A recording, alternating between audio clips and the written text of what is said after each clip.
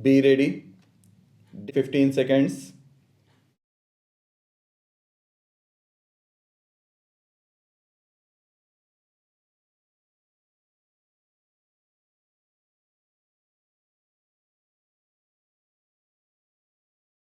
Sir, in our constitution, we have guaranteed certain rights, and the fundamental rights that are made available to the citizens in India are provided in Part 3 of our Constitution.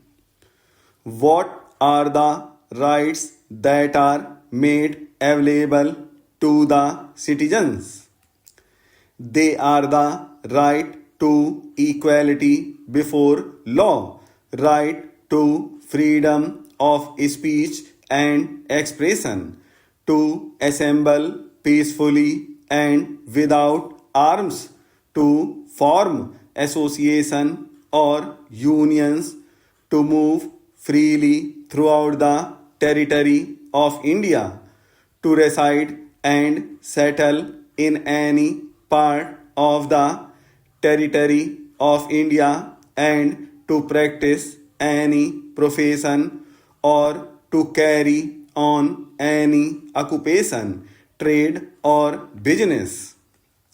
And there are certain other rights which are made available to the citizens of India. If we study and examine these rights, I am constrained to say that these rights can be enjoyed by those people who are rich or those people who are having enough to exist on. These rights, unfortunately, cannot be enjoyed by the poor people. In the other constitutions of the world, there are certain other fundamental rights made available, and those rights are rights to existence itself. It is not mentioned in those constitutions that the right to existence is made available to citizens, but under different headings, those rights are made available. The right to work is made available. The right to shelter is made available. The right to education is made available. The right to medical assistance is made available. These kinds of rights are made available to the citizens in some countries of the world. If we study the American Constitution, these kinds of rights are not made available to the citizens in the American Constitution. The rights which can be enjoyed by the well to do people are available in the American Constitution, but the right which can be enjoyed by the poor people are not made available in the American Constitution. The right to work is not made available to the citizens in America, in spite of the fact that even in America there is unemployment. America is a very vast country having huge resources and very limited population. Yet the right to work is not made available to the citizens in America.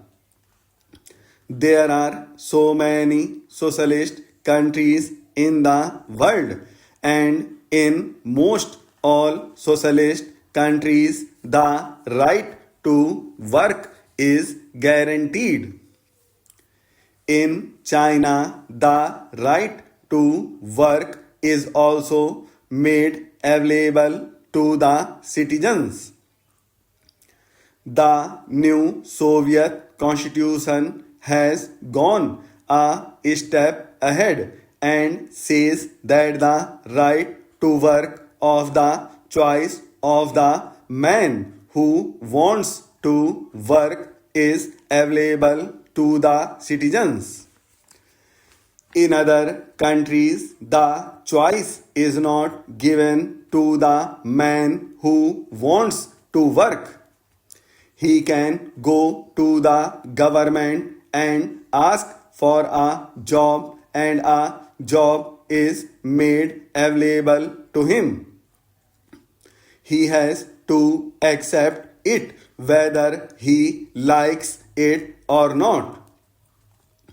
But in the Soviet constitution, one can say, I want a job of this kind, and that kind of job should be made available to me, and that kind of a job is given to him under the new constitution in the Soviet Union. But there is one thing which is to be borne in mind when we take these things into consideration. In all the capitalist countries or the countries which are not socialist countries, the right to work is not made available, and in almost all the countries, the duty to work is not made available. There is no duty cast upon the citizens to do their job. But in all the socialist countries, the right to work is given, as well as the duty to work is also cast upon the citizens. Right to work is also related to the duty to do the work in the socialist countries of the world. I have studied so many constitutions of the world in which the right to work and duty to work is given in only one clause itself. The citizens have a right to work and duty to work. In one sentence that is mentioned.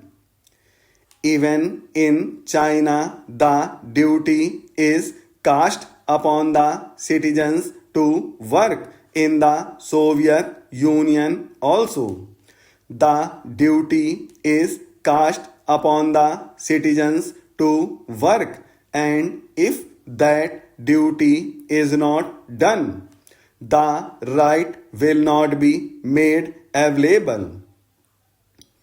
If we study the concept of the right, it cannot exist unless there is a duty on the other side.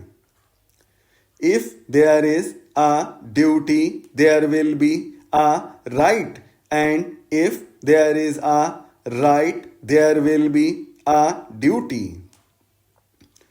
Now, the Indian concept of the duty and right is something different from the Western concept.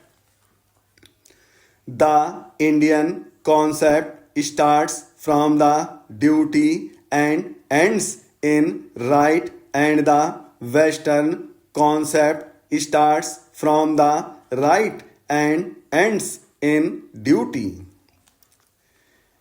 I say, as a son, I have a duty towards my father.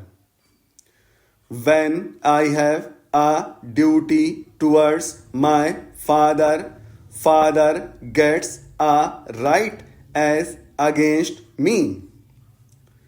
when a father has duty towards a son, son gets a right as against the father. This is really proper.